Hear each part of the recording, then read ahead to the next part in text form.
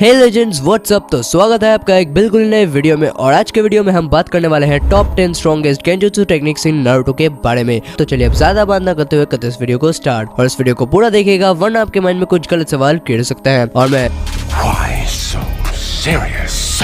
Number 10 temple of nirvana technique. So temple of nirvana technique एक powerful genjutsu का technique है जो कि फर्स्ट टाइम अपीयर्ड हुआ था चुनिन एग्जाम्स के दौरान। और इस गेंजुत्सु टेक्निक ने सक्सेसफुली एक इल्यूजन कास्ट किया था, एक लोगो या फिर कहे तो शिनोबी या फिर कहे तो निंजा से भरे हुए एक स्टेडियम के ऊपर। और इस टेक्निक में following the appearance of Orochimaru जैसा लग रहा होता है कि बहुत सारे फेदर्स आसमान से गिर रहे होते हैं जो कि गेंजुत्सु कास्ट करते हैं और सबको सुला देते हैं। और इस टेक्निक को कैंसिल करने का सिर्फ एक ही रास्ता है कि जो लोग इस गेंजुत्सु के अंदर नहीं आए हैं, मतलब जिन लोगों पर इस गेंजुत्सु का असर नहीं हुआ है, वो बाकी लोगों को जबरदस्ती नींद से उठा दे। ऑल्दो ये एक पावरफुल गेंजुत्सु टेक्निक तो है, but some high ranked genin including Shikamaru ने सक्सेसफुली इस अटैक को अवॉइड कर लिया था। और मेनी हाई रैंक्ड शिनोबीज ने भी इस अटैक को अवॉइड कर दिया था।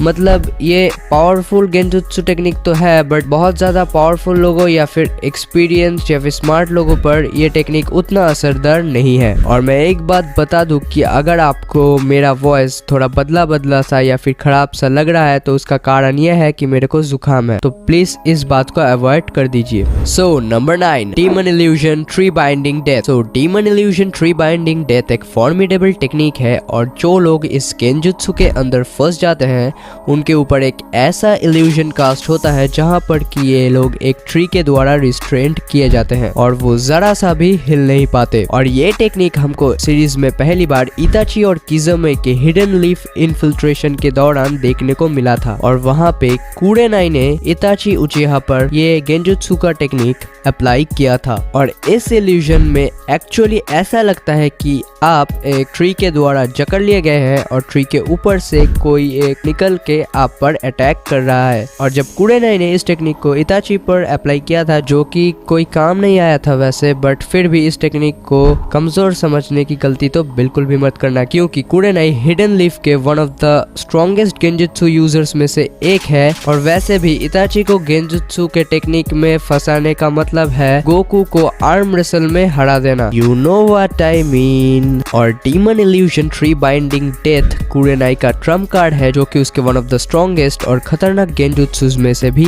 एक है। सो इसीलिए आता है नंबर 9 पे। और number 8 demonic illusion hello viewing technique. तो ये एक फियर्सफुल गेंजुत्सु टेक्निक है जो कि अपने टारगेट को फोर्स करता है to think about their deepest fears. और एग्जाम्पल के लिए समझ लो जैसा कि वांडा ने एवेंजर्स एज ऑफ अल्ट्रॉन में किया था एवेंजर्स के साथ। और इस टेक्निक के कास्ट होने के बाद टारगेट के सामने एक ऐसा इमेज वगैरह क्रिएट हो जाता है जो कि वो डेस्परेटली अवॉइड करना चाहते हैं या फिर वो जिससे सबसे ज्यादा डरते हैं। और नारुतो के सीरीज में काकाशी ने इस टेक्निक को यूज किया था साकुरा के ऊपर, forcing her to experience the death of Sasuke. आप समझ ही सकते हैं। और इस टेक्निक से निकलने का सिर्फ एक ही रास्ता है कि अपने मन को ये समझाओ कि ये जो कुछ भी हो रहा है सिर्फ एक इल्यूजन है और ये सब सच नहीं है और ऐसा नहीं हो सकता। तो आप इस टेक्निक से अगर मतलब हो तब भी पास कर सकते हैं। बट हाँ, ये सुनने में जितना आसान लग रहा है करने में उतना आसान है नहीं, और इसीलिए ये टेक्निक आता है नंबर 8 पे। सो नंबर 7 डीमन इल्यूजन टोट कॉन्फ्रंटेशन टेक्निक। और इस गेंजुत्सु के टेक्निक को नारुतो सीरीज में यूज करने वाला और कोई नहीं बल्कि था अपना पर्वी से जिराया। ऑल्दो हम ये जानते हैं कि genjutsu is not one of his strengths या फिर कहे तो मेन पावर, बट फिर भी जिराया ने ये इफेक्टिवली इस गेंजुत्सु को यूज किया था पेन के साथ बैटल के दौरान। और ये एक साउंड बेस्ड गेंजुत्सु टेक्निक है जो कि कास्ट होता है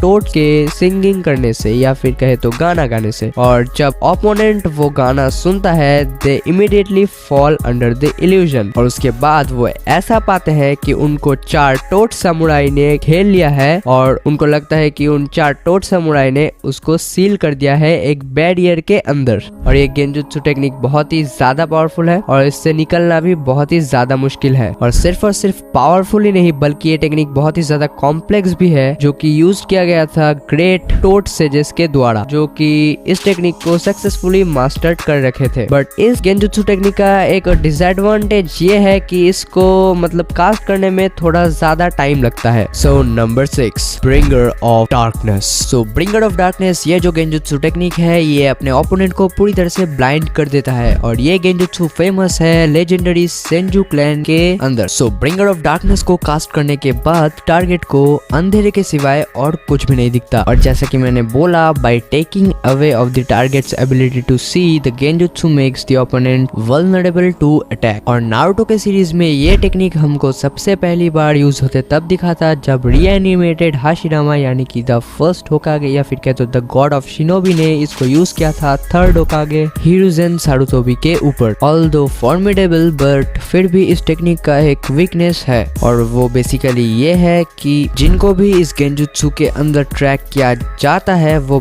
भले ही कुछ देख ना पाए बट फिर भी अपने ओपोनेंट के सेंट और चाकड़ा को महसूस कर सकते हैं या फिर उनके मूवमेंट्स को सुन सकते हैं और उससे उनके अटैक्स को डॉज कर सकते हैं और खुद भी इसके यूजर को अटैक कर सकते हैं। और ये मैं इस बेसिस पर कह रहा हूँ क्योंकि हिरुजेन ने अपने शार्प सेंसेस को यूज करके ही अपने आप को डिफेंड किया था द रीएनिमेटेड होकागे हाशिरामा से। So number 5, इज़नामी। ये गेंजुत्सु टेक्निक सिर्फ उनके लिए ही अवेलेबल है जो कि एक मांगेक्यो शारिंगन को विल्ड करते हैं और हम सब जानते ही हैं कि Izanami is said to decide one's fate. So ये गेंजुत्सु एक बहुत ही ज्यादा पावरफुल गेंजुत्सु है, ये आपको इसी स्टेटमेंट से पता चल ही गया होगा। और इस गेंजुत्सु टेक्निक में जो शारिंगन यूजर होता है वो कुछ टाइम अपने लिए लेता है सब कुछ मेमोराइज करने के लिए इसके बारे में, इंक्लूडिंग देमसेल्व्स एंड उनके ओपोनेंट्स के फिजिकल सेंसेशंस के ऊपर। और एक बार मेमोराइज हो जाने के बाद इसका यूजर इस जुत्सु को एक्टिवेट कर देता है जो कि उनके ओपोनेंट को एक इनफाइनाइट लूप में डाल देता है और वो तब तक चलता है जब तक कि वो फाइटिंग करना बंद करके अपने फेट को एक्सेप्ट कर लेते हैं। और इताची उचिहा ने इस टेक्निक को यूज किया था काबूटो के ऊपर, forcing him to evaluate his actions और उसके पनिशमेंट को एक्सेप्ट करवाने के लिए। सो नंबर 4,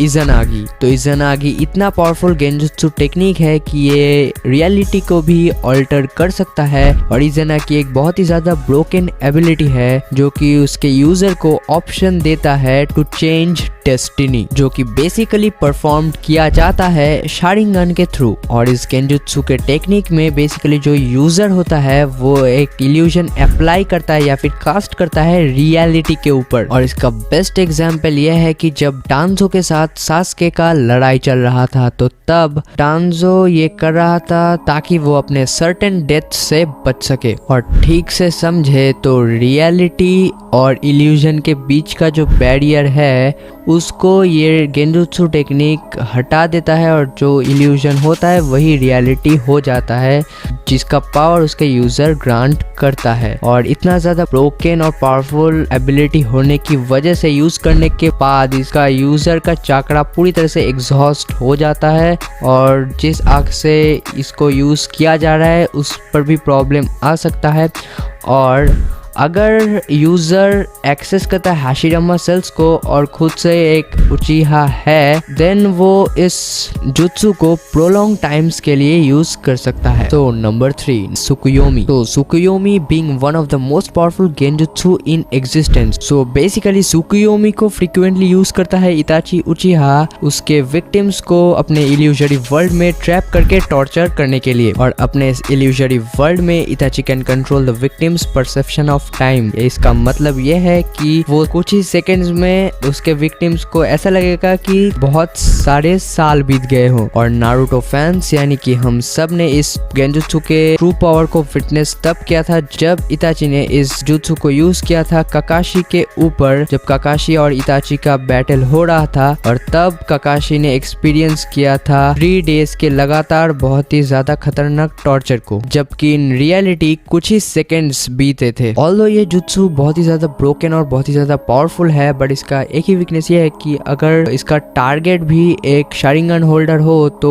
इसके फोर्स को ब्रेक थ्रू करके निकल सकता है, जैसे कि सास्के ने किया था। नंबर 2, कोतो अमात्सुकामी। तो कोतो अमात्सुकामी शिशु उचिहा का टेक्निक है और कोतो अमात्सुकामी यूज करने के बाद जो गेंजुत्सु है वो अचानक से इन्वेट करता है ओपोनेंट के माइंड पे या फिर एक इंडिविजुअल के माइंड पे, और माइंड पे इन्वेट करने के बाद उनके माइंड के अंदर फॉल्स एक्सपीरियंसेस को क्रिएट करता है और टारगेट को ऐसा फील होता है कि वो जो डिसीजन ले रहे हैं वो उनका खुद का ही डिसीजन है, जो कि एक्चुअली में होता है कोतो अमात्सुकामी के यूजर का, बेसिकली शिशु उचिहा का। और ये टेक्निक सच्ची में इतना ज्यादा पावरफुल और खतरनाक है कि डांजो ने शिशुई पर डायरेक्ट अटैक किया था और उसके एक आंख को चोरी कर लिया था। और स्टोरी के मुताबिक हम सबको पता ही है कि शिशुई ने फिर अपने दूसरे आई को गिफ्ट कर दिया था इताची को, जो कि उसका बेस्ट फ्रेंड था, और शिशुई ये जानता था कि इताची के हाथों वो सेफ रहेगा और उसका फ्रेंड उसके पावर्स का गलत इस्तेमाल नहीं करेगा और एक दिन उसके पावर्स का किसी भले काम के लिए यूज होगा